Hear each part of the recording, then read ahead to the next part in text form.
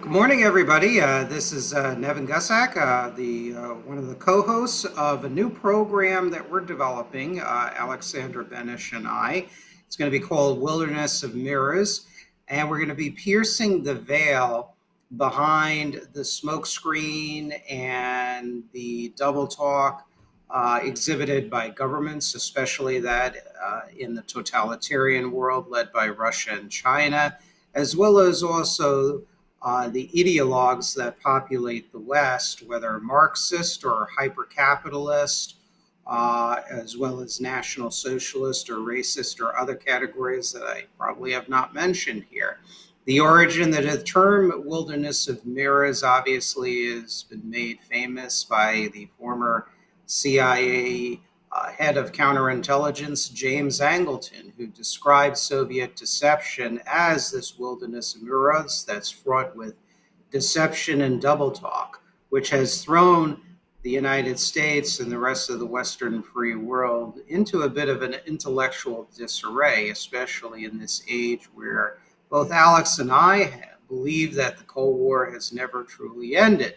So we're take a non-ideological approach to our analysis. We're not going to be like totally rah-rah capitalism. We're not going to be hating on the United States or Germany or other Western allies. We are for a very strong national security posture and political and economic liberty, but not hyper-capitalism, not Marxism, not any other forms of totalitarian collectivism. Would you say that's a fair description of our show? Absolutely. I mean, the moment you pick a standard ideology, you limit yourself from the get-go. So now you have people to please.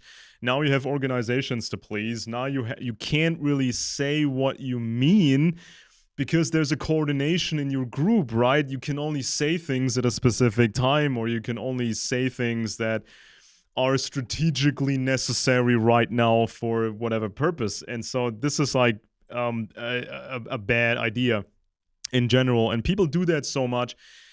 All kinds of shows are structured in an ideological way, so nobody really means what they say, or they're not experts at what they're talking about. And it's like we can't really get anywhere by doing it this way. Now, of course, there's a price tag attached to secrecy. So you want to keep something really secret for long, that will cost you. You have to overwhelm the opponent with distractions and false leads, and you have to create infighting and promote craziness. And there was a lot of frustration back then in the Cold War, and when Angleton was around. It wasn't just about standard moles, but there were moles inside of CIA counterintelligence and even above that. So we have to do better today. And we also have to have a bigger scope because these people back then were trained to find standard moles, right? This was your job. They taught you that in spy school. Okay, this is what a mole is like, and you have to find him. But then in the real world, when you work for the agency, you find that your own organization is infiltrated and people above you, maybe moles. So you have to go even beyond basic mole hunting. And to do this, you have to go beyond the confinements of standard ideologies and beyond the confinements of a government-employed intelligence analyst. Now, there are many capable analysts out there with the right mindset, and they have a lot of access to classified information, but they have to follow orders all the time. They are powerless if there is a mole above them, and they have been trained to perform standard tasks. So they often lack the knowledge of history and political science because they don't need that for their purpose. It's all about the need to know, not just in terms of secrecy and classification levels, but an agency doesn't want their employees to be too smart and too knowledge, right? If you have an IQ of 120, 125, and you speak foreign languages and whatnot, and you're a specific type, you can serve as an intelligence officer or as an intelligence analyst. You don't need, according to them, you don't need to know all this history and look beyond. So we don't follow orders. We cannot get sabotaged by a mole above us, and we don't think in terms of the gimmicks of standard ideologies. And so there's a huge difference between a news program and an intelligence program. We aim at telling things like they are, and we give suggestions what to do with this information. So obviously, you would not choose to get operated on by an amateur who watched a bunch of online videos. You would not get your car fixed by someone who has only worked as an entertainer in the past.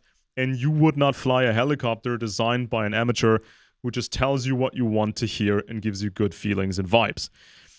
So the first topic we picked, obviously, is the presidential debate and the presidential race and the candidates, because there's a lot more going on than what people realize. And it kind of shows that people don't understand really that much how America functions on a daily basis. You know, that you vote a group of people, you vote for an apparatus, and it's easy to just attach a face to it and think, well, it's that group or it's that group, but it's like a very old apparatus you're voting for. And so what was your what were your thoughts when you saw this weird debate going on? I mean, Trump behaved. He tried to act normal. Biden was supposed to appear lively, but he didn't. What's going on? Well, I mean, to put it politely, the debate left much to be desired. I mean, and not trying to be petty here when I say this, but Biden looked like he was ready to pass away on stage. His form, he was absolutely weak. You could see it in his face. You could hear it in his voice. He should have not been on that stage. He's obviously in poor health.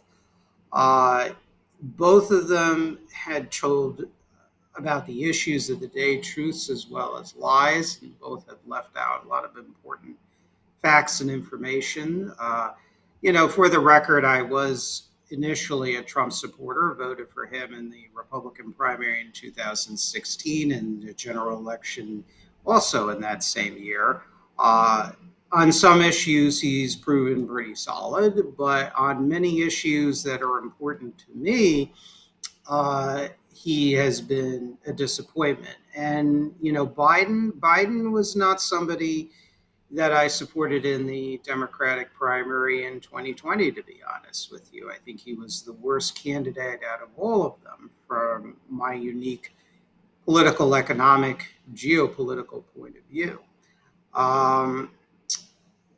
There's so much to unpack here, but in form in general, both candidates left much to be desired in many ways. I think it got into a petty slugfest talking about their golfing abilities and everything else. That really has no place in a nation in a world that is in crisis, that we're on the brink of potential global war, where the vast majority of American people are in tremendous economic pain by first world standards, of course.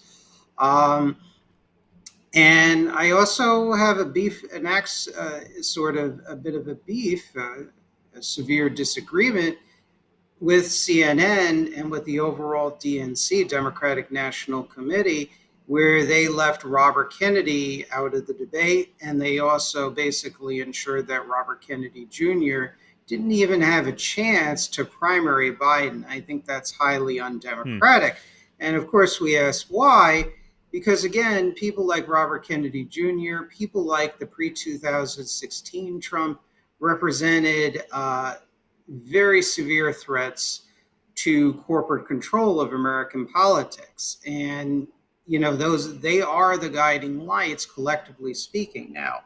I'm not one that believes that wants to abolish capitalism. Go ahead. So when we look at these candidates individually, I mean, from the perspective of an intelligence analyst, right? Because they have to do that every day. They get a task. Okay, now you have to write an assessment of that person and that person and that person, and they're attached to a group.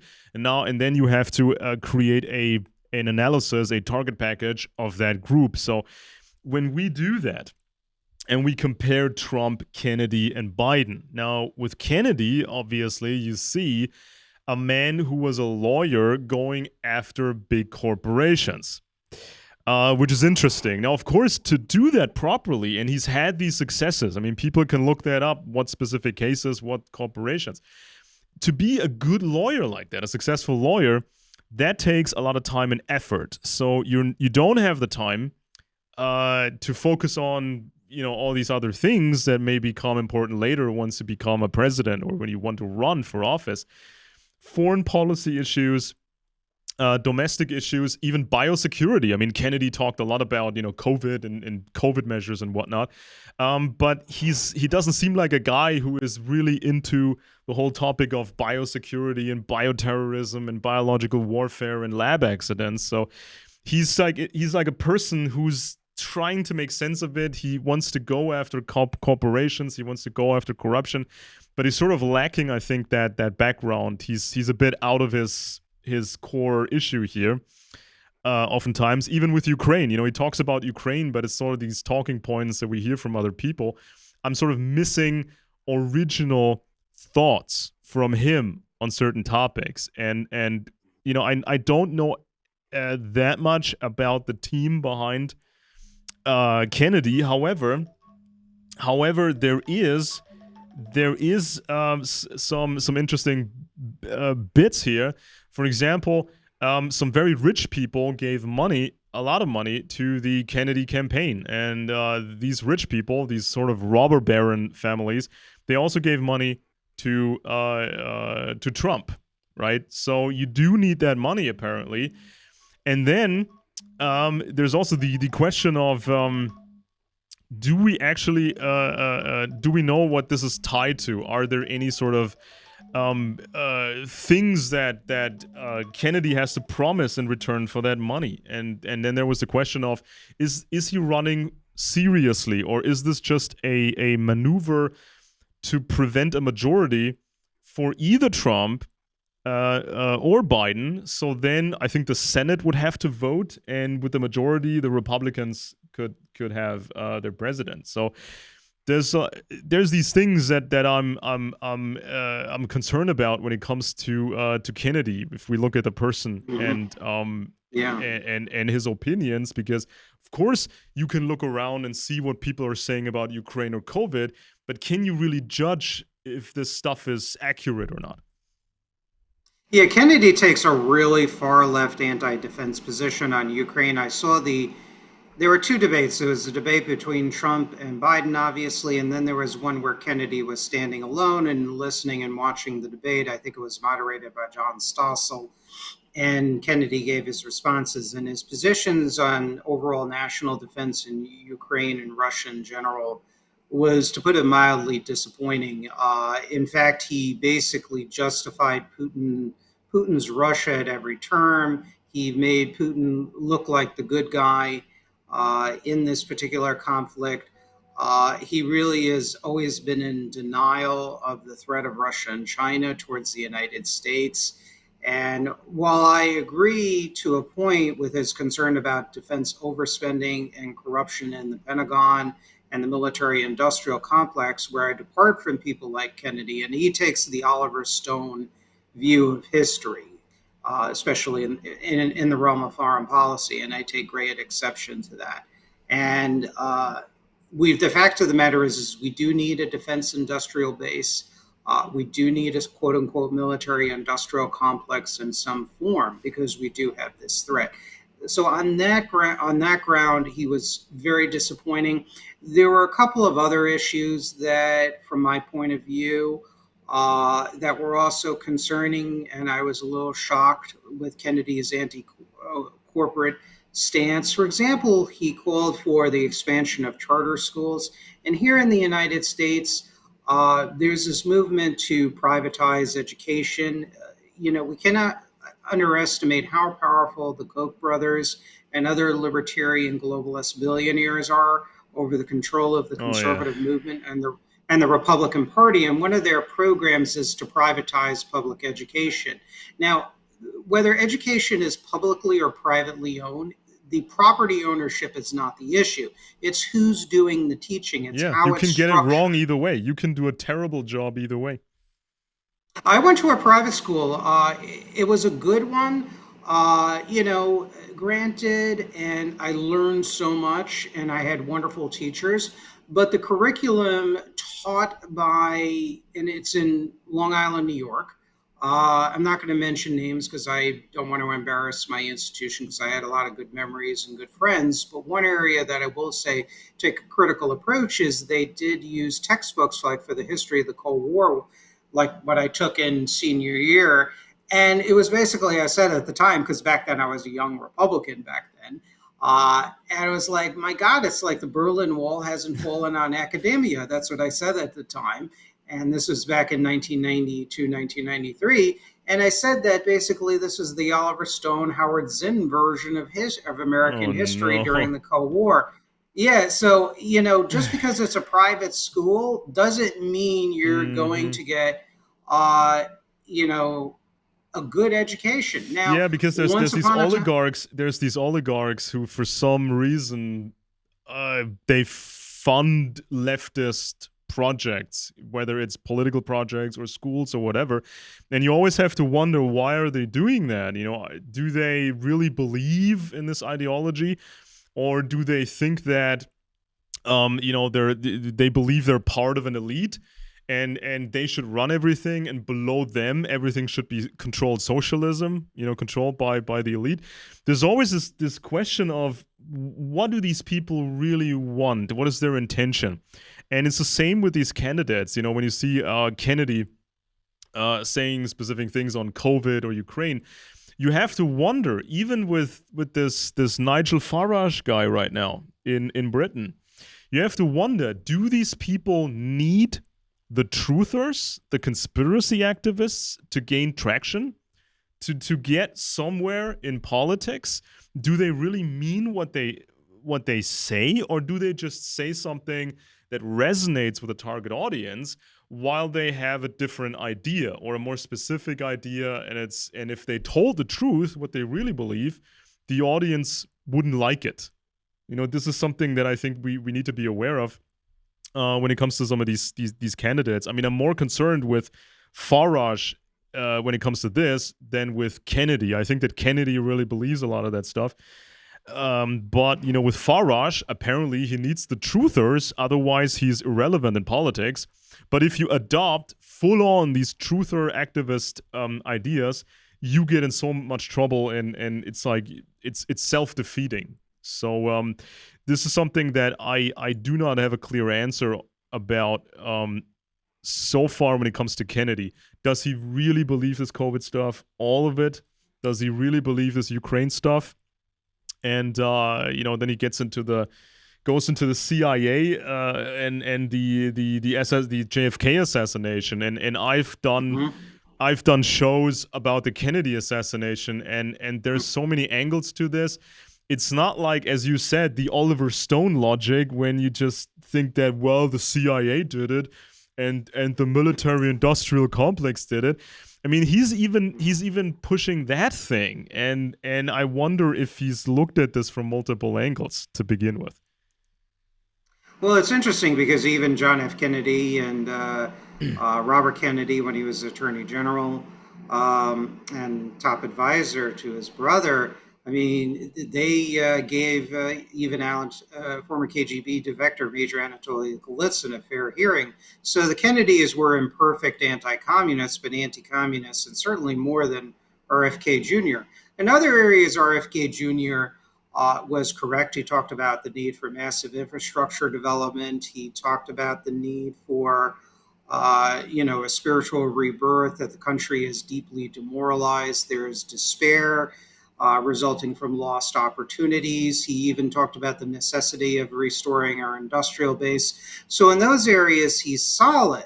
And I would like to see, of course, a candidate which fuses some of Robert Kennedy Jr.'s domestic policy views on economics combined with a strong national defense position.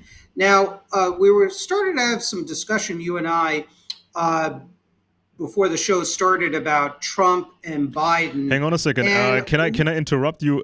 Interrupt you for real quick here, because otherwise I sure. would probably forget that. The Where is it? Where is it? Right. Here, because I mentioned this and I didn't say the name about Kennedy, and this is right. this was a lot of money. Right. So Kennedy's campaign got a lot of money, and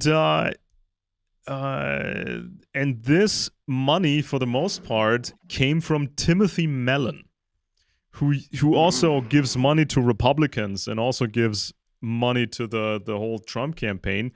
And there's also other people that gave money, like the activist Abby Rockefeller from the Rockefeller family, the billionaire Gavin DeBecker, and some other people. So now we're talking about these robber baron families, but we're talking about these later generation members of these robber baron families. So Abby Rockefeller always claimed, pretended, whatever, to be a leftist, and she was running around with communists back then. So she has money, but she says, I'm not of that robber baron mentality at all. So that's why Abby Rockefeller gives money to Kennedy. And then we get Timothy Mellon. Now, the Mellons were robber barons, and there's also like this Mellon Scaife family, which is really big when it comes to the Republicans, the Heritage Foundation, all these think tanks, and also they're like factories creating the next generation of Republican politicians. So how do we deal with this contradiction? We have a guy like Kennedy who was very, very legit when it came to going after these corporate bullies in the past, really causing them trouble. But now he's like, okay, he's taken some money here and there, and it's from people from later generations of robber barons, but can we really trust these people? Did they really change? Not necessarily, and this is a problem here in America, and I would argue is a core political problem. It's even a national security problem, and that is the notions that corporations are people, which is a rather old doctrine, but became solidified starting in 1976 with the Buckley versus Vallejo decision and the Bellotti versus the First Bank of Boston Supreme Court decision and the Citizens United and McCutcheon decisions of more recent years. Uh, Look, corporations are legal entities. They're collections of people, but all of their people and employees and their executives are not necessarily on the same page. And while a robust capitalist corporate sector is obviously vital for the economy, I don't think you or I would disagree with that. There also has to be limits. There has to be rules. There has to be regulations. And definitely I'd like to do a whole show about this because it's a very important topic. But unfortunately, the billionaires expect what they even term investments or return on their investments in funding campaigns. And that's the problem because the needs of the corporation are not necessarily always in sync with the nation's interests or the people's interests or especially national security. And we've seen that time and time and time and again. You and I know people, it's a big problem in Germany, even with the CSU, CDU. You look at Franz Josef Strauss, how he Oh made God, a the sudden billionaires over about-face. here. Oh boy, it's so bad. During the 1980s when he was like the top dog anti-communist, and then all of a sudden he was palling around with Alexander Shulk Golikowski of the Oh yeah, commercial coordination empire, which I know was a very big scandal back in the day. And I'm not going to recount history, but I mean, even Marcus Wolf, to take a little spotlight on Germany, because it's not just a problem in the United the States. Stasi Marcus chief. Wolf wrote, yes, the former head of the Stasi's foreign intelligence director at the HVA. He recounted in his book, Man Without a Face, he recounted how the East Germans would use West German conservatives and pressure West German conservatives, the CDU, CSU, through German corporate big business to get favorable trade and technology transfers deals, as well as many in the German audience who are very familiar with this, the swing credits, which have been around since Konrad Adenauer, which was of 1949 treaty between the two German trade commissioners, essentially. There was a 1949 agreement which provided the swing credits, which was basically an indirect subsidy. So the problem is if you want politicians, leaders, to have legislative sovereignty, to do what's best for the country, you have to have a system in place which does not allow any special interest group, even the ones that you and I agree with, to control the politician, where they have the legislative sovereignty to look at the arguments based on historical fact, historical preference, best practices, your local constitutions, balance all those factors and make a decision on a vote and a policy. And unfortunately, here in the United States, it's the opposite effect. Kennedy has made some disappointing, surprising policy admissions where I was like, "Whoa, here's the anti-corruption Mm-hmm. fighter." And now I wanted to get into because you Oh, mentioned before I forget that, about. before I forget that, you just made me think of something. We have to understand that starting in 1991, the Russians started to copy a lot of the things, especially the bad things from the West.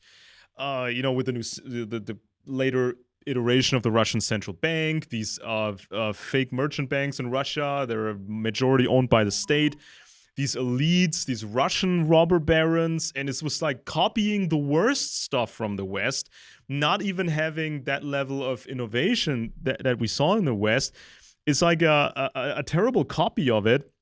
And people in the West were told, oh, don't worry. It's just this Wild West robber baron phase the Russians are in right now. And they have to do that more quickly. And then they will get to that point where we are now. Now, of course, that didn't happen. But when we see the Russians copying copying the stuff with the robber barons, how can and they pollute the environment and they're into gas and oil and everything. So how can Kennedy then be so soft on the Russians when the Russians have the craziest corruption and robber barons?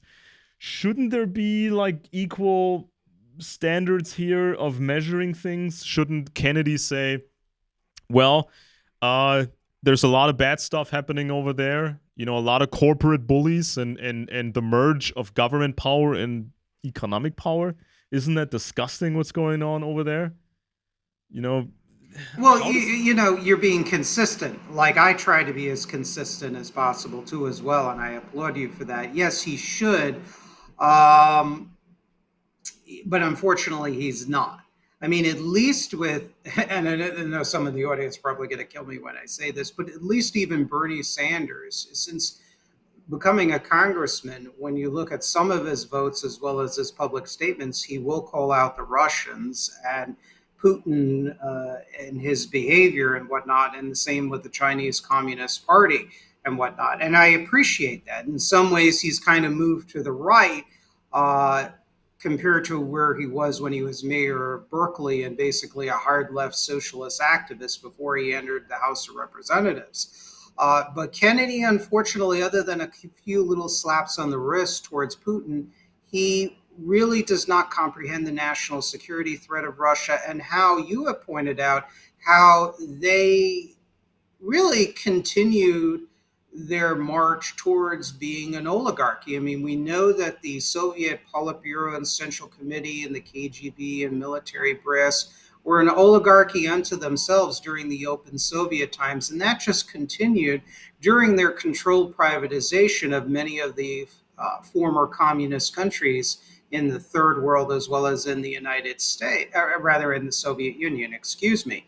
Um, and The fact of the matter is that you're correct. I mean, they are not environmentally friendly country. I mean, they certainly have tons of heavy industry. They are huge exporters of oil and gas and whatnot. and it's all But I think bullies what over people, there. I mean, can you think of any example over there in Russia? anything that's nice and productive, where you say this is a larger corporation and they're really cool and it's not bullying.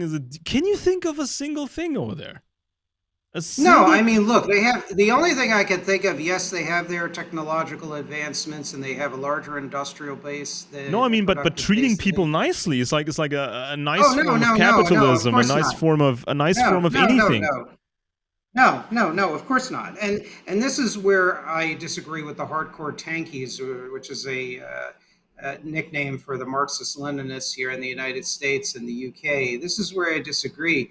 You know, you can have nice things and have a humane capitalism and a representative government here.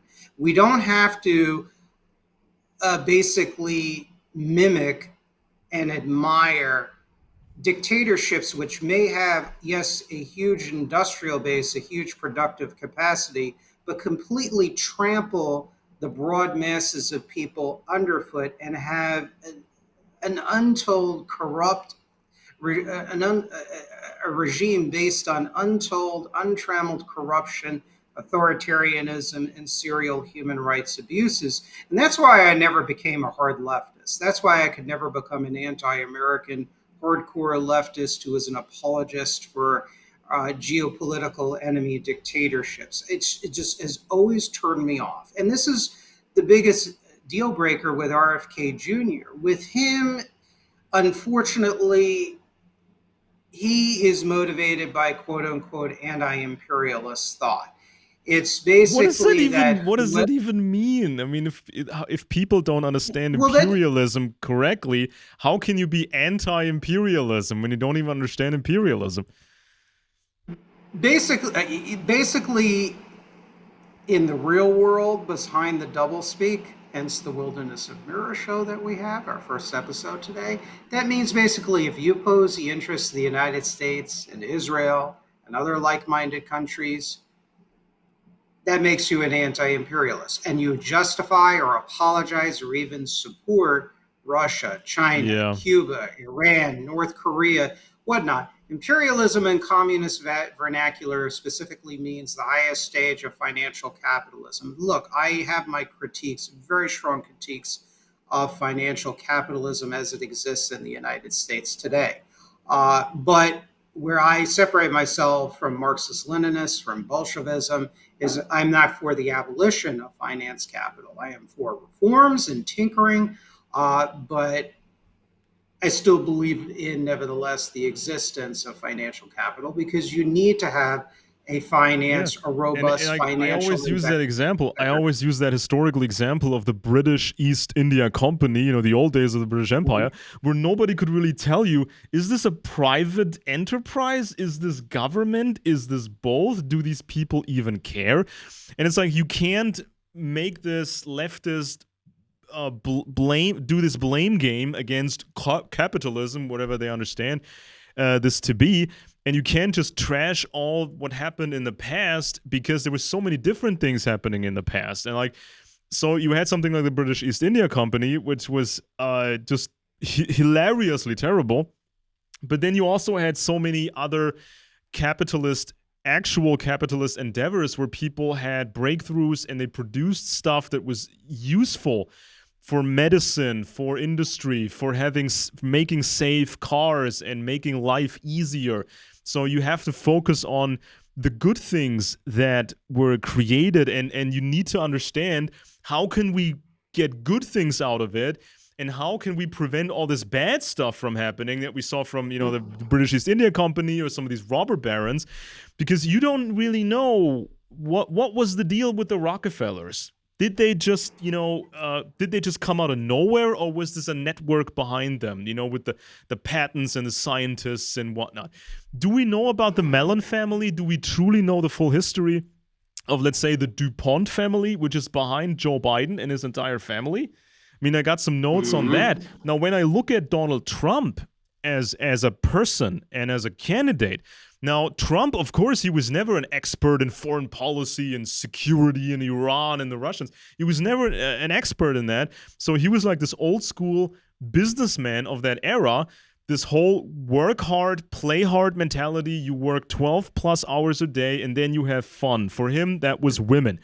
And so, when he was confronted with a problem, he was just yelling and barking orders. You got to fix this problem. And this is how these problems for him started, really. When he was in politics, all that stuff became a problem for him because he made these political enemies.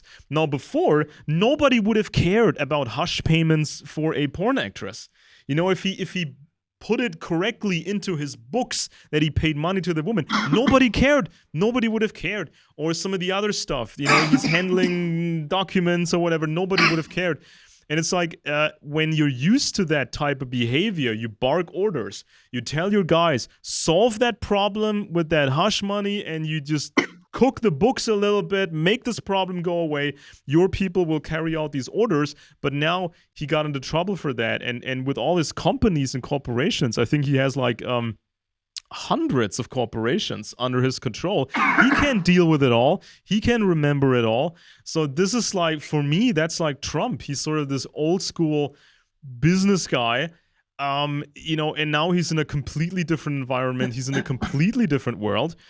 And so he has this team behind him that has to know all this stuff. And then when I draw the comparison to Joe Biden never struck me as a capable businessman.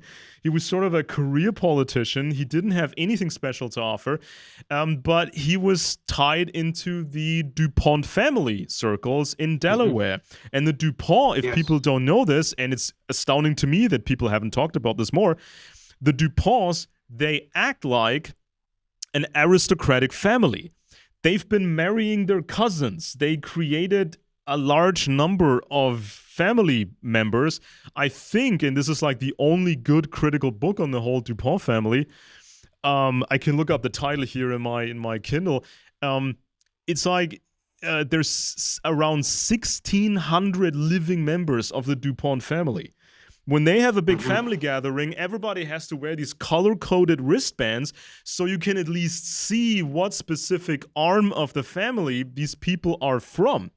And this one investigative journalist who wrote that book on the DuPonts, he said that there's like 250 leading members of the family, and there's a 50 people governing body of that family. So 50 people run the whole clan. And of course, the DuPonts, they seem to be part of a larger family structure in America that is highly secretive for the most part, because they started to sell shares of their core business. So they don't even have control that much. They don't have much control anymore of their core business, but they bought percentages of other businesses. So this seems like a strategy where no family has too much power overall, right? So everybody controls a little bit of this, controls a little bit of that, and we saw that even with the Rockefellers. They used to be the kingpins of the oil business. The Supreme Court said, man, this is a conspiracy, this is crazy. But now it's like, oh, the Rockefellers, they're done. They're out of the oil business, and other people run it now and whatever. So who's really coordinating the families in America, these high-level families? What are the actual structures? We don't really know. But they have their own rules. And when I see someone like Joe Biden, I mean, Joe Biden would be nobody without the DuPonts. So he attached himself to that clan. And he protected them with, the forever chemical scandal and other stuff. So this is like, is he even in control of his own self at this point?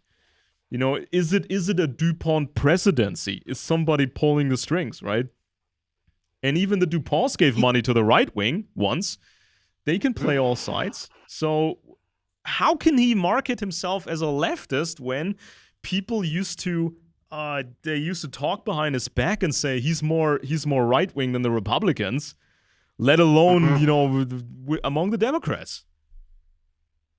Well, yeah, and this is where I disagree with the interpretation that Joe Biden is a leftist or a communist. However, Joe Biden does what's good for Joe Biden. That's what he's all about, essentially. Joe Biden was all about feathering his own political nest, essentially, since at least the 1970s when he entered the Senate. Um, Delaware is infamous for being a state where all sorts of major corporations incorporate so they can skirt various tax laws and regulations, which is not always necessarily a good thing, in my opinion. Joe Biden has been used by the Soviets and the Chinese, obviously.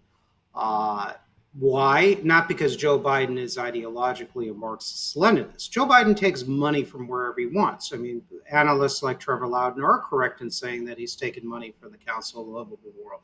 Why? Because the political current on defense and foreign policy, I would argue, at that time in the Democratic Party shifted to the so-called anti-war left. Essentially, that's where you had the Jesse Jacksons and the Institute for Policy Studies and other sort of anti-U.S., pro-Soviet politicians and political thought really held sway during the period after the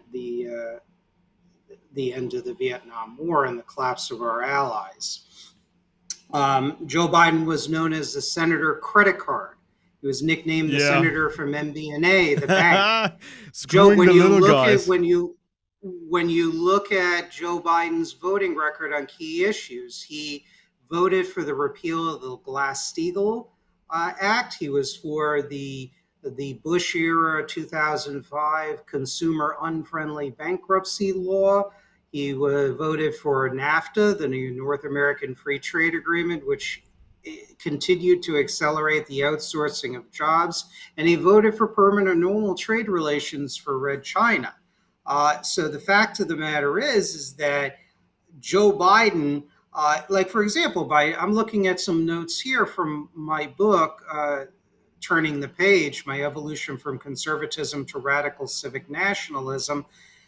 By 1999, Biden received $67,100 from MBNA officials since 1991. That's a lot of money back then. Biden has sold his house for twice its value to one of those donors, MBNA's chief marketing officer, and his son, Hunter. Hunter was hired straight out of law school in 1996 as a lobbyist for the company, quickly moving up the ranks to senior vice president. Biden supported the bank-friendly anti-consumer bankruptcy bill of 2005 and assisted in rolling back antitrust policies. These are things that most of the Republican Party then and now support. He's talking about, all sorts of different things here, where Biden admitted during a 1974 discussion on campaign finance that he tried to, quote, prostitute himself to big donors during his first run for U.S. Senate on the account that it was a necessary evil. You had Wall Street executives saying, in a room full of financiers, Biden noted, the truth of the matter is, as you all know in your gut what has to be done. We can disagree in the margins, but the truth of the matter is it's all within our wheelhouse and nobody has to be punished. No one's standard of living will change. Nothing will fundamentally change. This is to Wall Street executives, he said.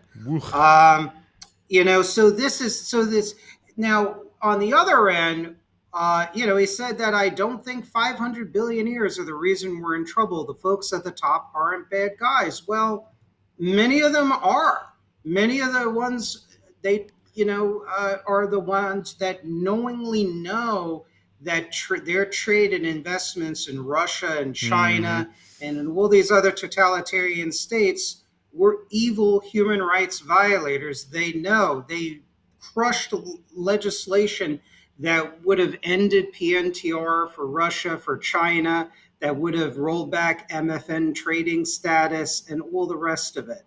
And I've documented very carefully. Our friend Jeff Nyquist was told by the political counselor of a billionaire that, no, we're not interested in origins of the Fourth World War. Look, I know you're right about it, and I'm fishing buddies with Ladislav Bittman, who was the former Czechoslovak deputy chief of disinformation. But these most of these billionaires, Jeff, they just want to invest in Russia and China, and they don't want to hear you. And they said, we'll get missile defense and we'll start still trade with the Russians It's and all gonna Chinese. work out. So It's yeah, all gonna be I venture fine. to say many of these billionaires are bad people in that sense.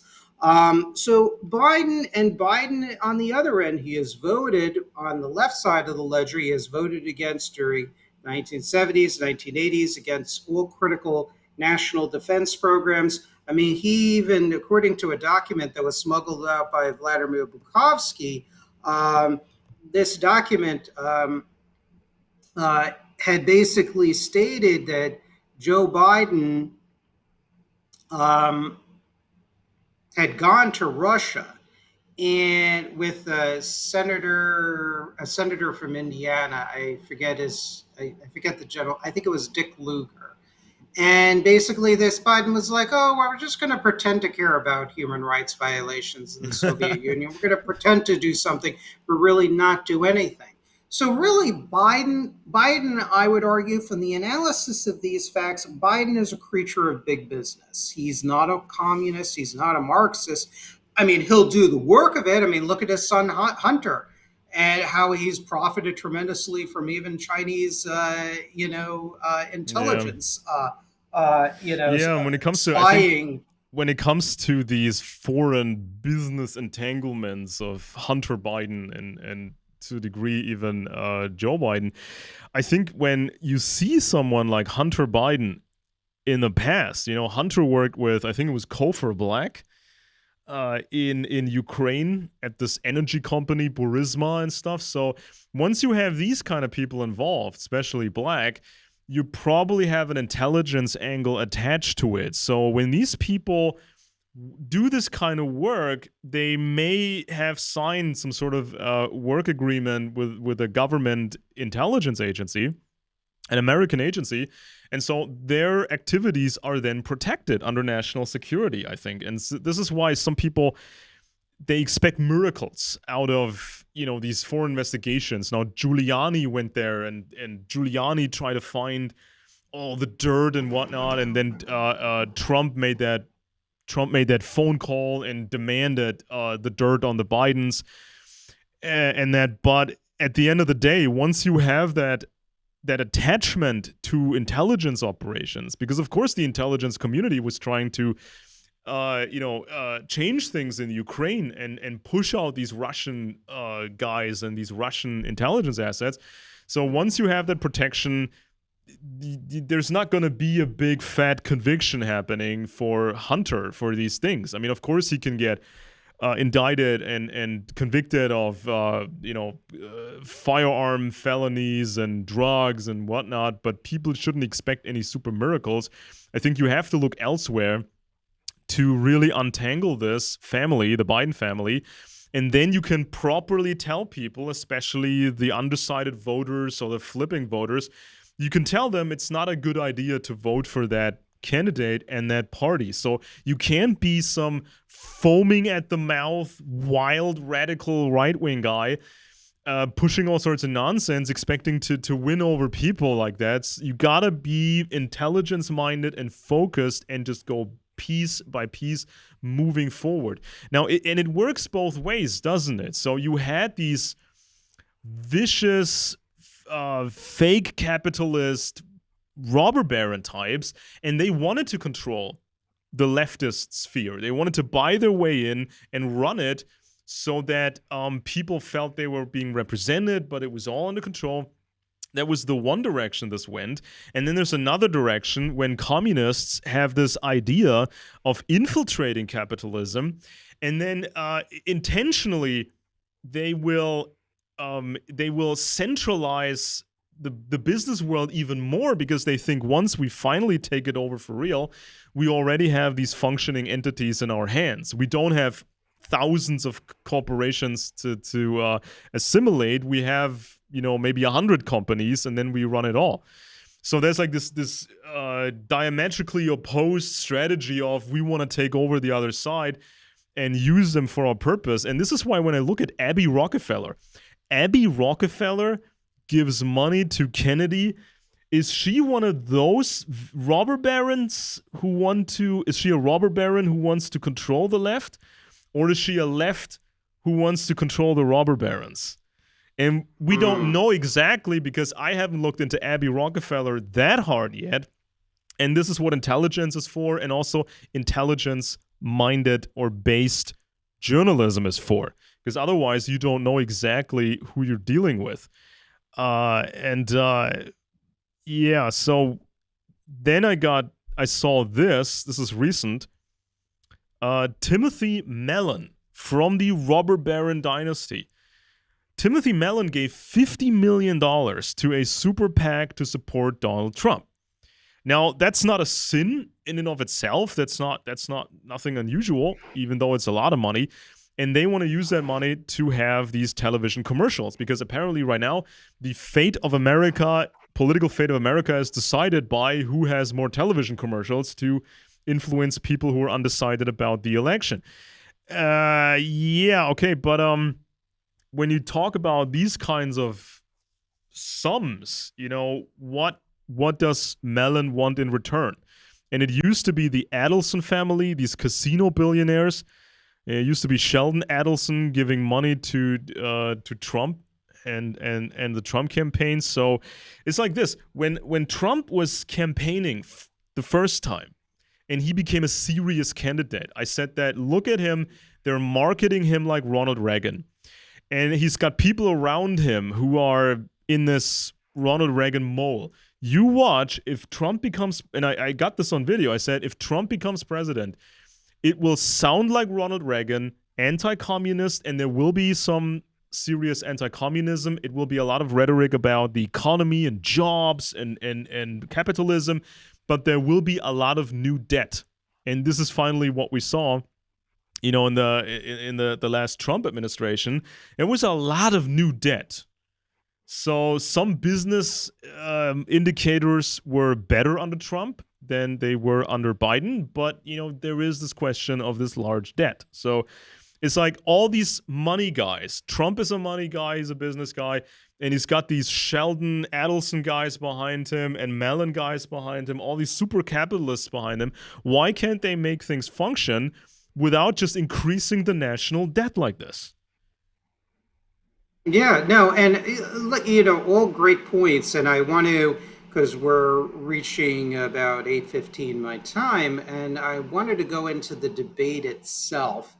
Um, and here's and I'll start generating the discussion on the debate with some points. I think, both of the candidates spoke truths, but they also spoke either lies or misrepresentations or sins of omission.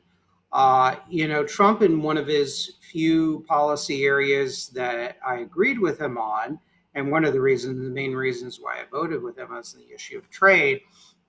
Biden accused Trump's 10% tariffs of creating the inflation and the massive price increases. Well, and Trump claimed it was all this spending, which, especially during Biden's spending, as contributing to the inflation. Well, both are generally wrong or overstated. The 10% tariff did not stem inflation. During the United States history up until the 1930s, the United States went through periods of time where there was no inflation and we had an average tariff rate of 25%. Tariffs generally don't lead to inflation.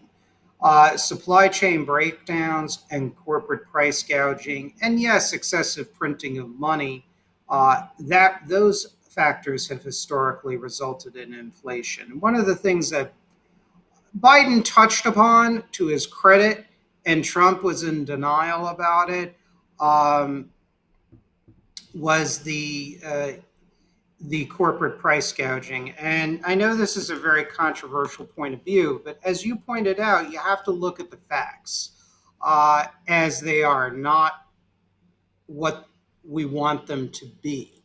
We support capitalism in some form or another, but it doesn't mean we're going to be sycophants and apologists for capitalism or in its uncontrolled fashion. I'll give you an example. William Meaney, the CEO of the Boston-based information management and data center company Iron Mountain, told Wall Street analysts on September 20th, 2022, that the high prices from inflation allows his firm to mass even more profits. Meaney admitted that was the reason why he has been, quote, doing my inflation dance, praying for inflation, where we've had inflation running at fairly rapid rates. We're able to price ahead of inflation. Meany claim raising prices covers costs and, quotes, flows down to the bottom line. And this, in a January 2023 speech, former Federal Reserve Vice Chair Lael Brainerd admitted that wages were not responsible for inflation and instead claimed that the, quote, price spiral occurred where companies marked up prices higher than input costs. In March 2023, the chief economist at UBS Global Wealth Management, Paul Donovan, described how companies convinced consumers that they needed to raise prices in an effort called, quote, profit margin led inflation. European Central Bank Executive Board member Fabio Panetta expressed worries that inflation growth was, quote, due to increasing profits. According to John Sindrew of the Wall Street Journal, companies which in normal times are wary of angering customers with big price changes seem to have seized upon the excuse of generalized inflation to Oh shield no. their margins, with drops in actual sales mostly offset by higher prices. And I can go on and on with these facts. And we have to look at the facts as how they are, not what they want them to be. And this is when welcome to my world, Alex, when I see all these facts as they are reported by either on MSN, and I know people say, oh, this is a liberal, whatever, but also the Wall Street Journal. And I was like, oh, the Wall Street Journal is finally reporting this. Okay. When you look at these facts, these statements, it's deeply frustrated to me. Welcome to my world when they're lying to you, when people like myself and my colleagues and friends and family members are experiencing the high cost of these kinds of business practices. So Trump's tariffs had nothing to do with it whatsoever. The big spending, well, the gargantuan amount of big spending that occurred under Trump uh, due to the PP program. During COVID went to large corporations, and initially there was no accountability. It was straight out and out handouts, where even libertarian organizations Mm-hmm. even applied for PPP loans during COVID to save them. Yes, these anti-big government. Yes, sirree. That's in Yeah, but volume two of my book. if they do it, they say it's okay because when it's about them, there's always a good exception. They say, because they can have that double standard. And but if it's concerns somebody else, they are the harshest critics you could ever see. They are the least willing to compromise. But when it's about themselves, they compromise in a heartbeat. Exactly. It was Americans for Tax Reform, Citizens Against Government Waste, and an Ayn Rand Institute accepted Uh, loans from the Paycheck Protection Program. And that was from the Seattle Times, July 8th, 2020. Danny Westneat, local anti tax groups find even they need big government aid sometimes. And one thing about Hunter Biden, by the way, that really is just unbelievable. One of Hunter Biden's companies, I had to mention this, Bohai Harvest RST, invested in a red Chinese corporation, Face Plus Plus, which produced facial recognition software for the communist police forces of communist China. uh-oh. So there you go. This is the issue here. So now when you look at Biden, he talked a very good talk about Ukraine, Russia. He actually sounded like us by saying Putin wants to bring back the old Soviet Union. That's why he wants to reabsorb the old Ukraine. And of course, the tanky Marxist Leninists like Caleb Maupin of the Center for Political Innovation, for example, were all very angry about that, and they called Biden a liar and everything else. But when you look at actually how the rhetoric versus the reality on American policy towards Ukraine, towards China, it was very contradictory. In some areas, Biden put sanctions on certain Chinese firms, and I give him credit for that. But at other times, he loosened up sanctions on other Chinese state-owned firms, like the various, I think, some of the Chinese telecom firms. I don't have the articles in front of me right this second. Same thing with Venezuela, another big ally in Latin America of Russia and China. There were negotiations which ultimately allowed a partial lifting of sanctions on importing oil from Venezuela, which provided an economic lifeline to the Venezuelans and whatnot. Now, I know there are crackdowns on Russia by the Western European Alliance, as well as the United States under Biden, that's basically in the process of evicting Putin's Russia from the SWIFT network and whatnot. But so and that is good. Biden has, and I know is going to anger a lot of people in both of our audiences, but Biden, compared to where Biden was when he was a senator, where he was horrible on national security, he was better now as president than as senator. But still, he is not gone to the point where you and I would have gone, or Jeff and many other people who are very much in the camp of being for a sovereign Ukraine. He has slow pedaled and denied arms shipments to the Ukrainians, for example, vital arms shipments, not allowing the Ukrainians to take the war to the Russian front. And you can debate the merits or demerits about that. And the same with Trump. And I'm glad you brought up Trump. People thought that Trump would just be this mere Russian puppet. Well, that's really not the full story, is it? Because Trump withdrew. Again, we have to look at the facts as how they are. And look, people can add facts that can change my mind on certain things too. Then, when you look at Trump, he withdrew from the INF treaty. Bravo, Trump. Yeah. Bravo, yeah. Trump. You know why? It's one of a bunch of things I do agree with him. Why? Because Putin was violating it. Yeltsin was violating it. Any communist or Bolshevik leader that adheres to Bolshevik political culture, they lie. Yeah. Lying is part of their standard operating procedure, and they continue to produce short-range ballistic missiles. And, I would trust Trump in certain ways on national defense more than I would a Democrat or Biden. And it's like when Trump was campaigning the first time, real campaigning the first time, there was a speech that he gave, and I commented on that speech at the time. This was his big foreign policy reveal, what he's about, what he's going to do. And it was very Ronald Reagan, and we know how this played out. The Reagan era strategy. We outproduce the Eastern Bloc. We use all kinds of means available, and finally they will cave in, and the world will be safer. So this was the big speech that Trump gave.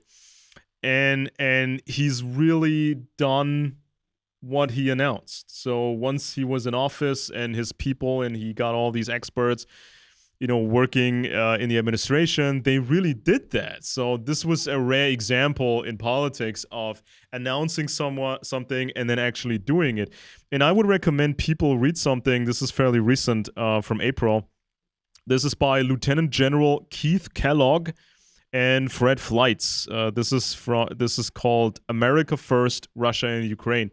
And so this Kellogg guy, he was the national security advisor. He was I think the head of the National Security Council. He was the guy. He was the expert. He was Trump's guy.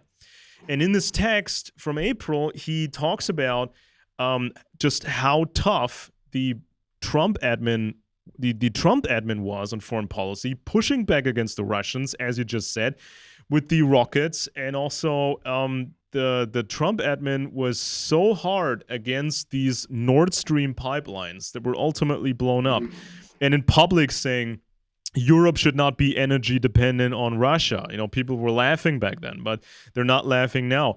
So he explains the differences between the Trump admin and these Democratic admins, especially Biden. It was so weak, said the wrong things at the wrong time, then not enough weapons for Ukraine, just creating this whole mess. And Kellogg then says what a peace deal must look like. And this would be fairly harsh on the Russians. They would have to pay for the reconstruction. and we wouldn't see a resurgence of the previous oil and gas trade. So it would never be as fancy as it was, would never be as fancy again for the Russians. And there's all sorts of things that he says, and they're perfectly reasonable. Anybody who knows about these things would say, yes, this is pretty much what you should be doing, what's realistic here.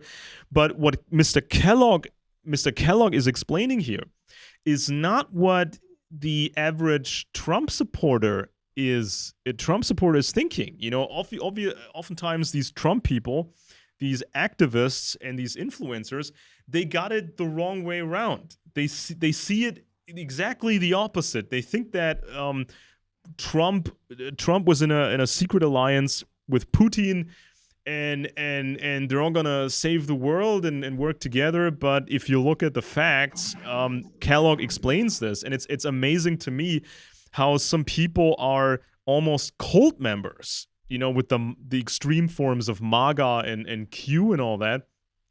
They're acting like cult members, but they don't even understand Trump that well, and they don't understand the previous Trump administration that well. Isn't that amazing? But I see that in other activist circles too.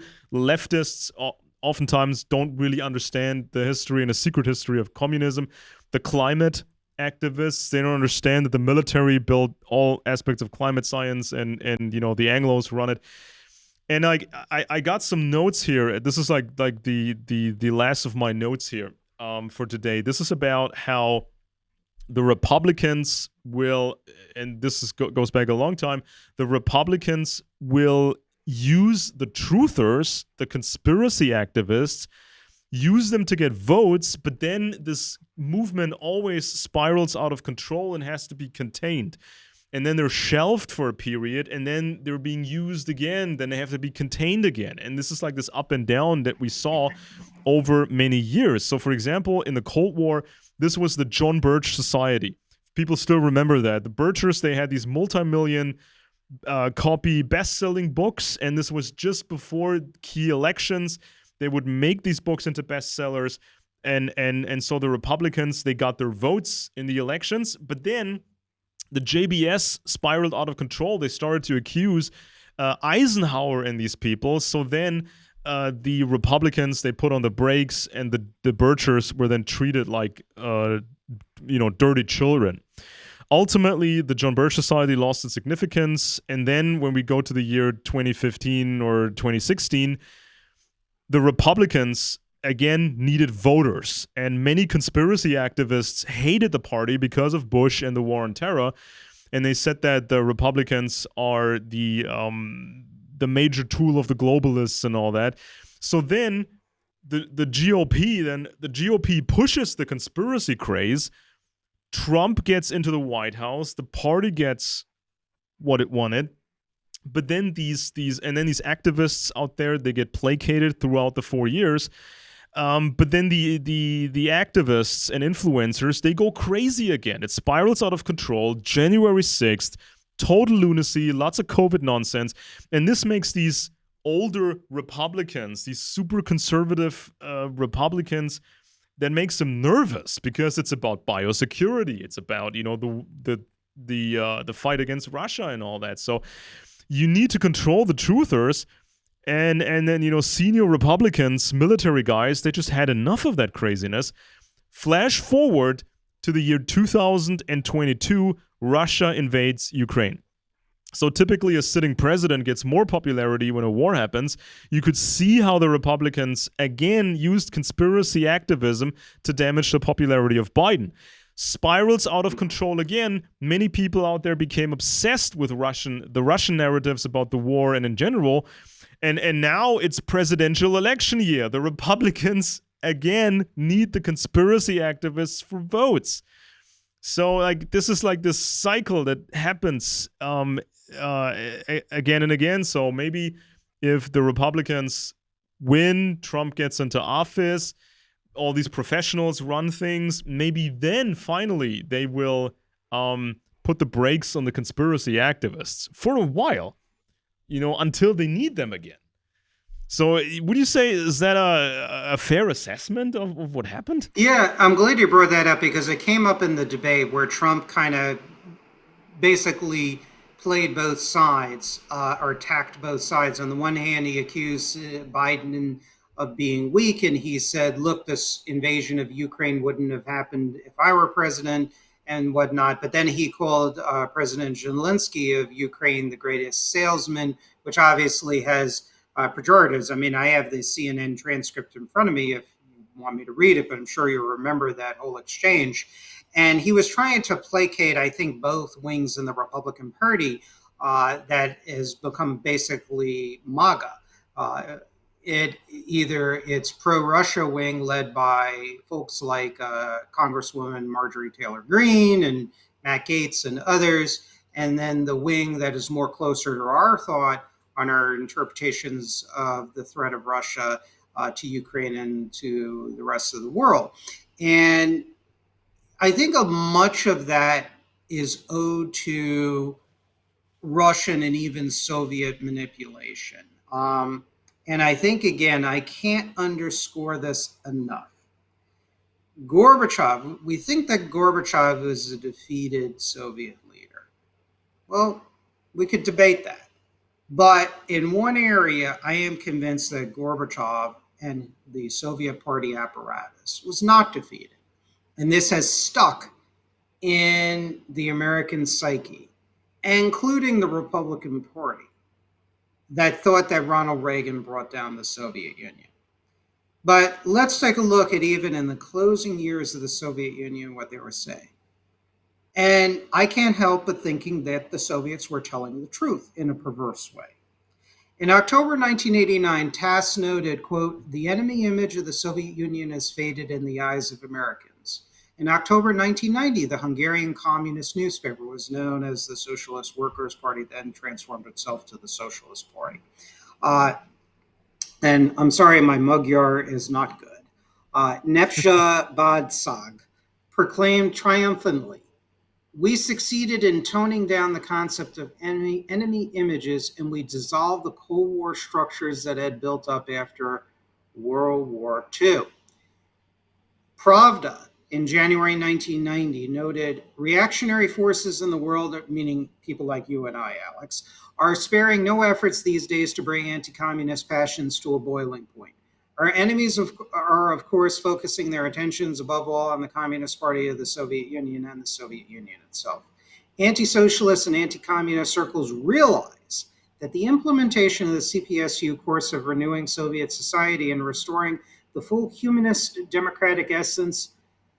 God, Alex, I hate communist BS. I'm sorry, I hate their double talk. Full humanist, I just want to puke.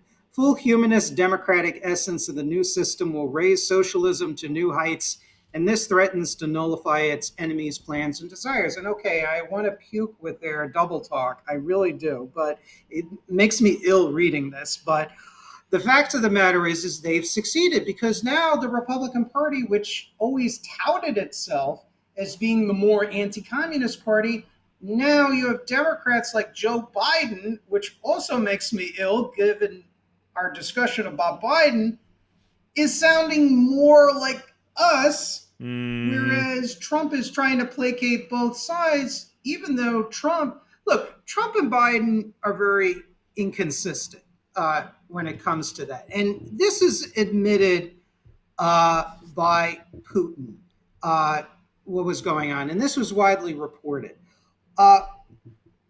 Despite Joe Biden's anti-Russian rhetoric, Putin praised the Democratic candidate back in 2020 willingness to extend the New START treaty, their arms control treaty broken by the Russians, with Moscow or reach another arms control deal.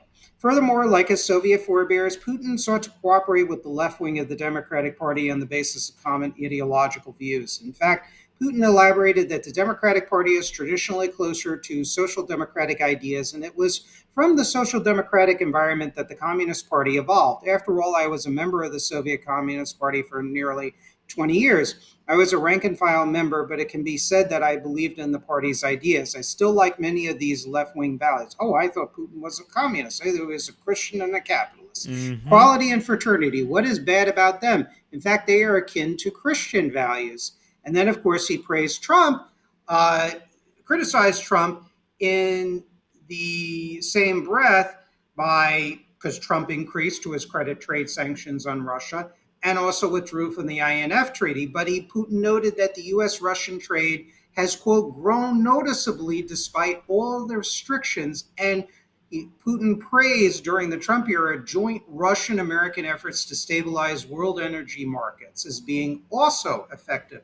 So, and I encourage readers, and if you haven't read this book, Alex, I really suggest you get it. Taking Back Trump's America: Why We Lost the White House and How We'll Win It Back. It was by one of his trade advisors, Peter Navarro, one of the few good men or persons in the Trump administration. And he describes how, on the China issue, similar to the internal workings of the Reagan administration, there was a war between Navarro and Ambassador, USTR, U.S. Trade Ambassador, Robert Lighthizer versus Gary Cohn and Larry Kudlow and Mick Mulvaney, and all of these sort of private sector oligarchic interest people and House Freedom Caucus types like Mick Mulvaney, who were total free traders and really had no problems with trade fundamentally with Russia or China. That there was a war where Peter Navarro, even during COVID, there were efforts to try and reshore some of our manufacturing and everything, that powerful elements within the Trump administration, Gary Cohn, Larry Kudlow, Kevin Hassett, all of these people from Conservatism Incorporated, from the Heritage Foundation, from the House Freedom Caucus, from Wall Street, even corporate Democrats that, like Gary Cohn, that Trump had brought in, that they basically stymied Steve Mnuchin, who was a real kind of the skull and bones guy.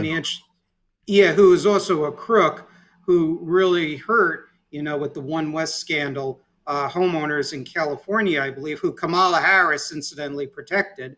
When Navarro reveals how these forces, these plutocratic forces, whether Democrat or Republican libertarian, squashed efforts to really make the United States more independent vis-a-vis communist China, where billionaires, including ones that had Trump's ears, like Steve Schwarzman, for example, would travel to China and undermine Trump administration policies. So you can't make this up. You really can't. Yeah. So this is my problem with the debate, is this is the core issue here, what I'm talking about. You can never get a consistent national security policy because liberalism, classical economic and political liberalism, Putin and General Secretary Xi Jinping and President Putin, they know the weaknesses. They kind of poke, and they see where our pressure points are and where we're most vulnerable. And while they have bureaucratic rivalry, they're still committed to an ironclad goal, just like General Jan Shana said, the red thread that runs through every Russian general secretary and leader, it's the same: global communism. Yeah. And this is the same as to... Remember when the debate was between Donald Trump and Hillary Clinton, and Hillary tried some argument about, well, you had all these tax breaks and you didn't want to pay taxes and you had these, bankruptcy things to avoid paying whatever. And then he responded by saying, of course, I use these tax breaks, and these are the same tax breaks used by the people who donate to your campaign. Exactly. I know these people personally. And that was, I think, that was an important moment, I think, in modern political history, when a candidate would sort of give away the game a little bit. When you go into an area that is really sensitive, because, Hillary tried an ideological argument. She's a leftist, or she markets herself as left, and she wants to blame the capitalist Donald of being not a social guy. He doesn't want to pay taxes to fund the schools and the roads and whatever. But he just says that, well, you have to play nice with the big capitalists, and they also don't like to pay taxes. This was an important moment because when I look at when I look at the left and I look at the truthers, the right wing conspiracy activists, they're always very woozy and they have these double standards when it comes to pointing at the supposed bad guys. So the left will say, like with Hillary, oh, you're the bad guy, you Trump, or this billionaire, or that multimillionaire, this corporation, that corporation, they're the bad guys, they're the capitalists, they are the capital, they hate the population, they're bad. But then the left will happily take money from big business and make excuses about it. So what's the standard here? What makes this guy bad and that guy not bad? Same with the truthers. They always say, well, this oligarch is bad and part of the evil globalists, from Bill Gates to, whoever they attack at any given moment. They will say, this is a bad rich guy. But then they will love other rich guys. Why? Because these rich guys give money to the truthers or to these truther causes. So at the end of the day, what makes a good, a good person to these activists? Well, it's the person that gives them money. But how can you trust a person just because he gives you money? It's like, where are the standards? Some scientific or easy to understand concrete standards. When is a person trustworthy? When is a person not trustworthy? When is a person bad? And it's like, if you keep the language woozy and you don't have clear definitions, you always leave a back door open to take money from somewhere and make excuses about it. And this is when the debate was with Hillary Clinton, and now you have at least some good news articles about the DuPont family and the DuPont Corporation and these forever chemicals. And then Biden goes and he gets a former DuPont guy and puts him in the EPA.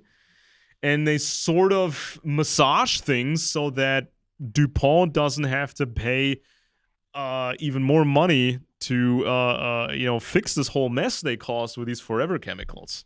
Well, what Yeah, and I mean he's had people from the corporate world, including bad actors from Boeing and others in his administration. And again, I'm nonpartisan when it comes to the whole Democrat versus Republican thing. He does have some bright spots like Lena Khan and the FTC and the National Labor Relations Board, and of course, Trump rightly pointed out about Biden. I'll go back to the tariffs. That Biden kept those tariffs on Trump's tariffs on Chinese imports, correctly, I might add.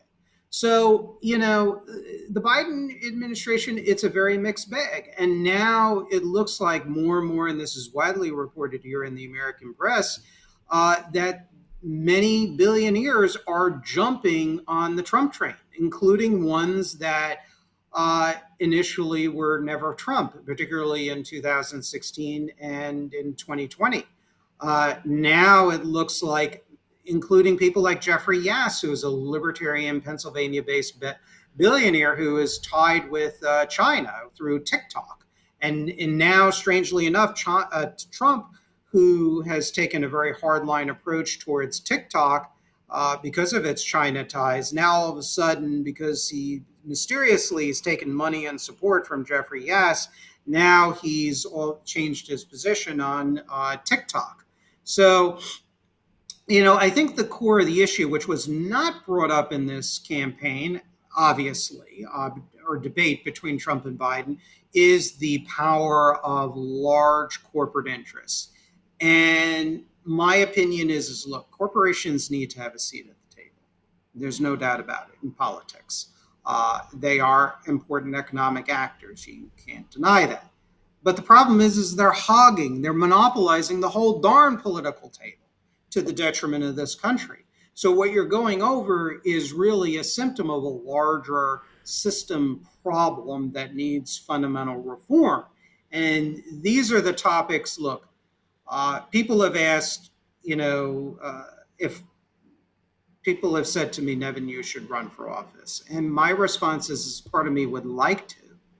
But part of the problem is my written record, my record on the air, on shows like this. would preclude me from prostituting myself to big donor interests. I have been scathingly critical of them. And the ironic thing is I'm trying to prevent the system from entirely collapsing and self-destructing. Because one of the things that Trump mentioned during the debate, by the way, was his view, which I agree with, where he said America will never become a socialist country. And I agree with him. I don't want America as properly defined to be as properly defined a socialist country. But when we look at the growth of the various Marxist and communist organizations here in the United States, because of Trump's handling, or in many areas mishandling of COVID, where many people, despite what he said, did fall into poverty.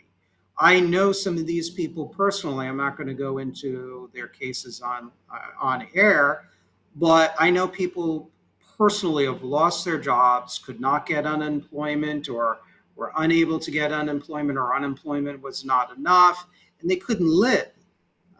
You have that's when the rent started to really skyrocket here in the United States, and other costs of living.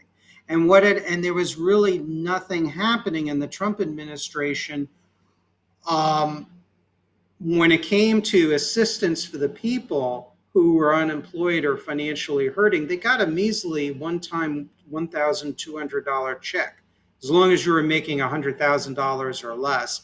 And then means testing was put into place by former House Speaker Nancy Pelosi. Well, what happened? One of the results was that the communist groups were growing in the United States in size and numbers. The Trotskyite Socialist Alternative, Democratic Socialist America, even the Communist Party USA. They all started to grow in numbers and sizes, which is really, it's rather scary. I mean, to be honest with you. Um, so, like, for example, and this was even before COVID, the Trotskyite Socialist Alternative grew by 30% since the election of Donald Trump in November 2016. Democratic Socialists of America also grew by leaps and bounds, exceeding 45,000 members in recent years. From a group of 40 members, the Workers' World Party offshoot, the Party for Socialism, Liberation and Socialism and Liberation, expanded its presence to 90 cities. Gloria La Riva, who ran on the PSL ticket for president, garnered over 74,000 votes. That's 74,000 votes too many. Yeah.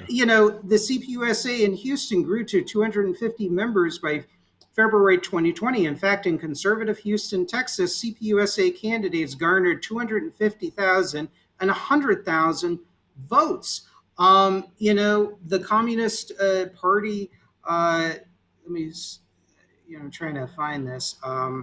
But even the CPUSA leaders, they were saying the same thing. They were talking about how the country was just absolutely collapsing as a result of the decline of our industries and things of that nature during COVID, and the numbers were growing. And this is where, Trump's poor actions, and if people want to find out more, they can buy volume 2 of my book, Turning the Page, read the chapter Trump Revolution Betrayed, and also COVID, a postscript in the back of the book, and I talk all about this. I talk all about this in my book, and you had the appeal, unfortunately, of communism and socialism growing and growing and growing and growing, and the appeal of these doctrines, which really should have no place in American politics because of its extremism and its threat to liberty and stuff like that. And isn't it like that's where I'm kind of at, and I'll end it. I'll make this one final point. And I know you guys had a great roundtable recently of anti-communists, and if people were to ask me the question, why is communism becoming appealing? And I would say it's the real failures of the system to live up to its promises. Whereas 50 plus years ago, the system was improving, it was progressing, it was living up to its promises. But starting in the 1980s and afterwards, it ceased doing so. And now you have real alienation. And that is why the appeal of socialism and communism are growing. It's the very real failures of a faltering system. Yeah, and ultimately, a government can force you to work harder and work longer hours, right? They just increase the taxes and make everything more complicated, so you have to take on a second job or you work long hours, so you don't have the time left to get smart. And obviously corporations can sort of do the same thing. They pay people less and they force you to work longer hours, so you don't have the time to get smart. So you're left with very little time for yourself. You barely have a budget to use for getting smarter. And then the government and corporations, they can try to control media and then give you free media. They can present these programs on television and on the internet, and they give that to you for free. So you think, oh, that's nice. I don't have to pay anything extra because I don't have money left over anyway. So then they make you less smart with this information. You become less sophisticated, and especially when they present these easy narratives, they tailor it to your taste. They have psychometrics. They know what works with you and what doesn't. And so this is like, corporations can do that to you, and government can also do that to you. And this is what we saw in real life communism. They work you to death, and they tell you what to think and what to feel. And some maybe people remember the anti-communism speech from Tony Montana in the movie Scarface. When Montana comes to America straight from fleeing communist Cuba, and then he says to these immigration people, these people work me to death. They pay me nothing, and they tell you what to think and what to feel. And now I come here to America. I want my human rights. But then, shortly after he gets his he gets a not permanent status of whatever, he actually gets to be in America. He has to work as a dishwasher of some sort, and he realizes, okay, this feels bad as well, right? This sort of low level, bottom of the ladder capitalism to him is terrible, and so then he becomes a criminal. I mean, at some point, you gotta have something that is not communism, that is not fake capitalism, that's not criminal activity. You have to find something that truly works. And I don't think that people out there, people need to become smarter. They really do, because you're working against some really sharp people, or maybe just some people who have clever people working for them. So if you got the money, you can get these people from the universities that have 140, 150 IQs. You can make them work for you, and they find ways to keep people dumb. That's just how it works. And it works from every angle. It works from every direction. So just your ideology will not save you. Foreign government just will not save you. Yeah, it's not about big government versus small government necessarily. I don't like. I used to believe in those arguments. I used to be a libertarian and a Reagan conservative in varying stages of my life. And it's really who the government works for and what the intentions are for a chosen government elite. What their political parties stand for, what their voting record stands for, what their personal ideological views are. I think it depends on so many different things. Personally, by European standards, I like West German, now German Christian democracy. The social market economy is propounded by the economist, Wilhelm Röpke. Um, if I had to pick someone by German standard who I'm closely aligned politically to, or the Gerdsberg, Godsberg program of 1959 of the Social Democratic Party in West Germany. That's where I would approximate. And that was a formula for success in post-war Europe, because the governments, after the NATO governments and neutral governments, realized that the communism and fascism thrived upon legitimate alienation of the people, and that their leadership, who were power hungry ideologues, in my opinion, and still are, they prey upon that. Kind of like what our friend Jimmy from Brooklyn, who has penetrated communist organizations and meetings here in the United States, he refers to it as a relationship between the prostitute and the pimp. The pimp is the communist leaders, the prostitutes are the rest of the average communist or socialist activists looking for a better world. And they prey upon that, and they prey upon their feelings. So when I look at this debate, I really am very concerned about the United States of America. I feel that we do not have the best of leaders here. The cream does not rise to the top. And this failed dystopian experiment in plutocracy, covered up with notions like more freedom, free markets, liberty, etc., is not the way forward. It's not really making this world a more peaceful place. It is certainly not stemming the tide of Russian and Chinese expansion and its appeals to people of socialism, of much more centralized economic structures and whatnot. So it's truly disappointing.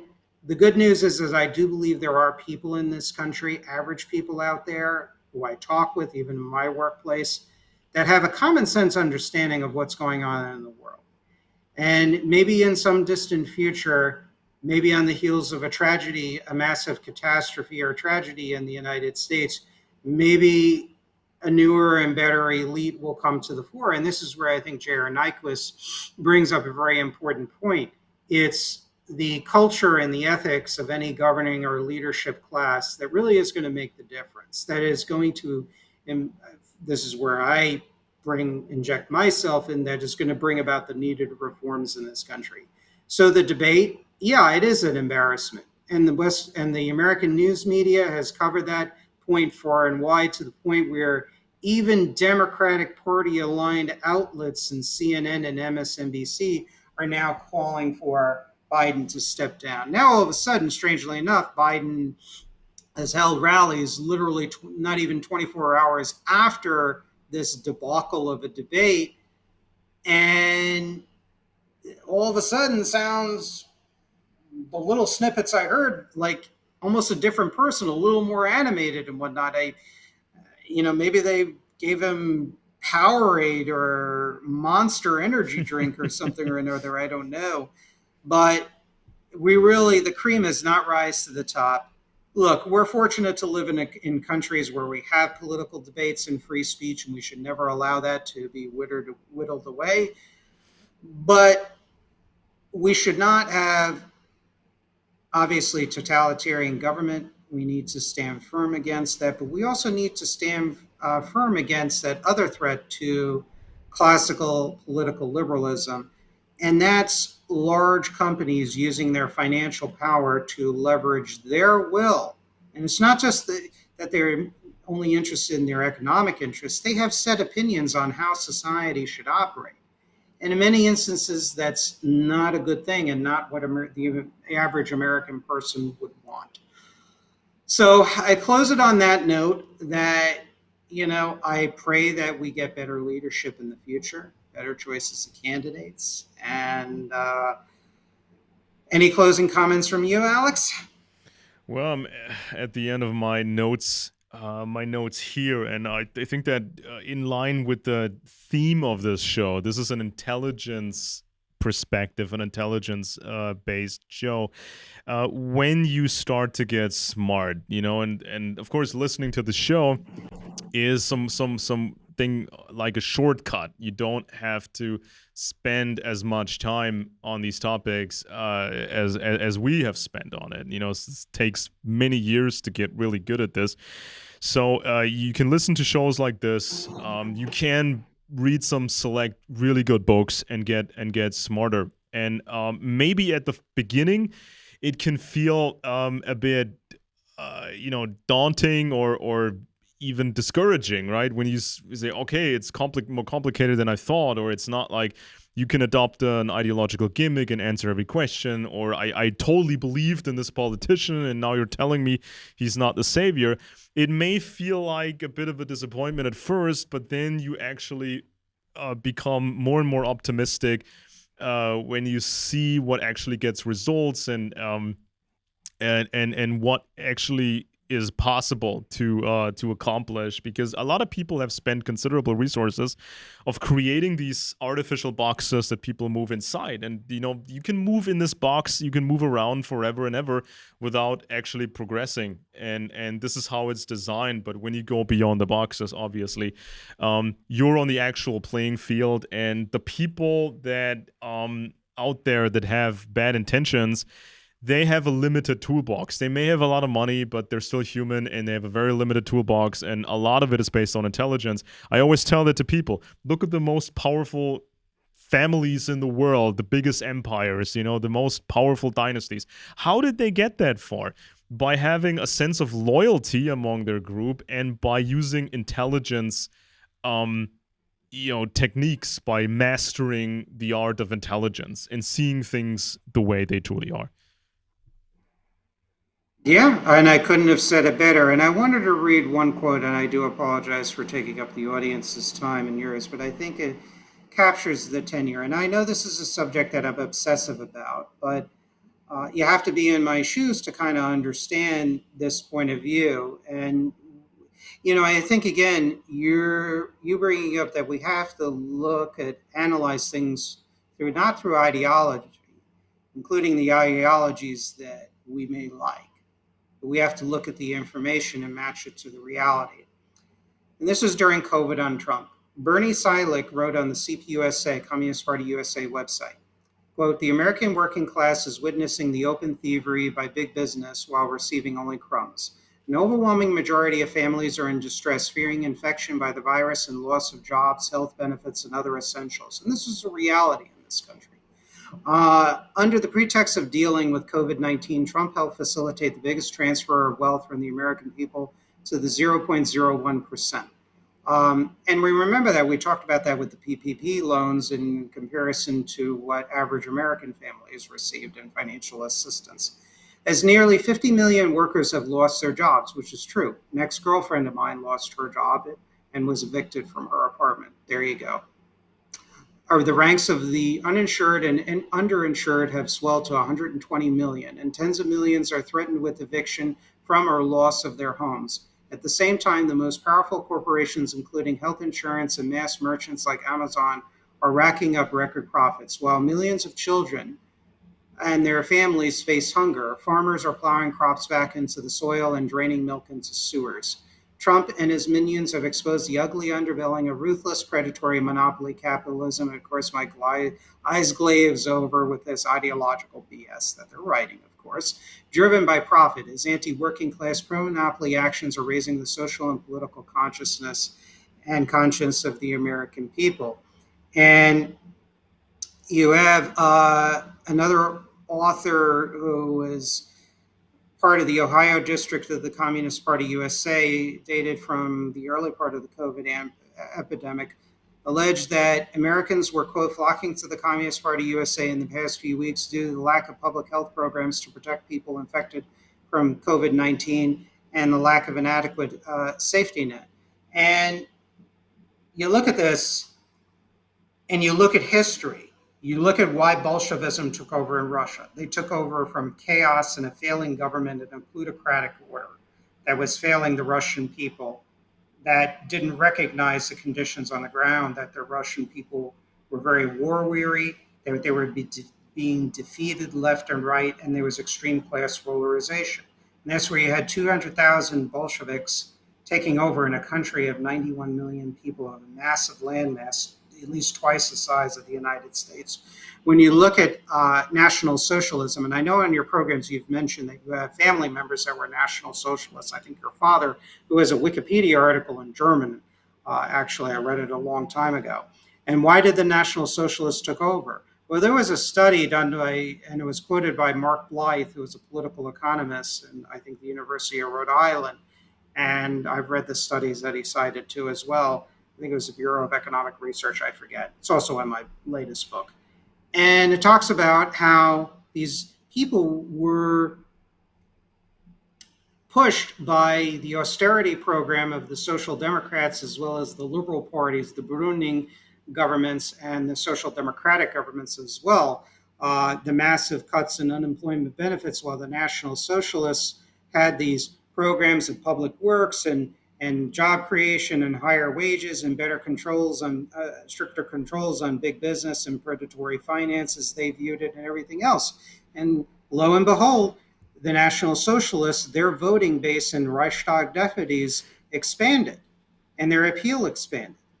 And you have to look at the expansion and the appeal of these totalitarian threats to liberty. And you have to look at the cause and effect. And then you're going to have to start to question beliefs that you held near and dear. And I've talked to these people and I've had intelligence conversations with them. And I take the role of, rather than getting angry and all hot under the collar, I try to sit calmly and detach myself and say, ask them why. What's going on? What happened to you? Mm-hmm. And then you have to look and do what FDR did domestically. I did not like FDR's foreign policy vis-a-vis the Soviet Union at all. I think you screwed this nation tremendously. But domestically, FDR, or your former Chancellor Otto von Bismarck, with his Sozialpolitik. What you have to do is take the wind out of the sail of Marxists, of fascists, and then listen to the people and incorporate policies and programs that work, that fix the system and ensures the longevity of the system and the legitimacy of the system.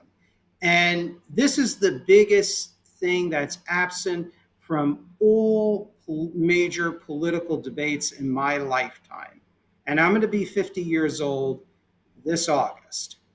And I have not seen this debate, including this on 2 days ago on our national stage. This debate has not happened.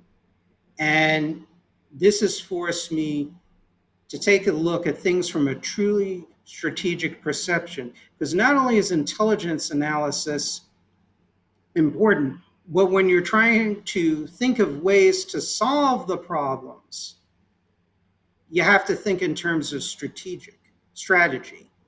And with strategy, you have to discard ideology. You have to discard notions that government can take care of all of our problems, full stop, or that government is always the problem under all circumstances and is never the and also solution. this over the emphasizing of emotions. People think that having emotions solves things and solves things, and when you complain about things in an emotional way, you can just complain away every problem there is. And this is kind of what people understand these days as activism. But it becomes just a shouting match and a triggering contest.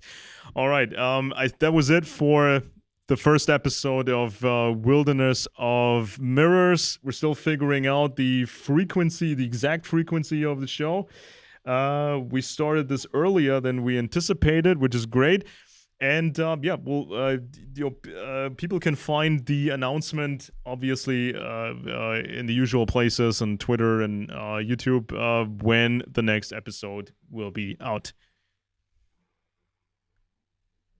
All right, let me just hit that button here, the record button. So I think this will be a good show. I think we could do this probably like on a bi-weekly basis or even a weekly basis, and just talk about different issues, current events, positions on everything really. And you can come up with topics, and I'd be happy to research it and talk about it at the best of my ability. Yeah, that makes absolute sense. I mean, just confirm this. So what do you think of what I have to say? It's pretty unique for an anti-communist. You don't hear too many anti-communists talking like me, eh? No. But this is kind of the new thing, because recently I did this interview with Richard Poe on his book on Britain behind communism and everything, and blaming the Jews. Have you seen that book, or have you seen that announcement about the book? I did. I think you even sent it to me. And it's that's something I have to check out. Yeah, it's like I saw this book or the book cover on Twitter, and I thought, well, that sounds interesting. It could be 10 years old, could be 20 years old, but it was 4 weeks old. And then I get the book and I read it, and it's like it's like this angle that I've been working on for years. And he's also that kind of guy he's been a neocon, he's been in a think tank, he's been like really popular, he's been featured on the Glenn Beck program, and he wrote a book about George Soros. But he's just discovered he has to go outside of these silly boxes, and somebody's controlling these boxes. And this is the new thing. And this is like, what you're doing, what I'm doing, what this guy's doing, and even just Jeff's doing. This is the new thing, okay? So this is like you have to market it instead of making excuses for it. Of course, you have to be diplomatic with people and consider people's feeling. But I think that it's about time that we say, this is the new thing. And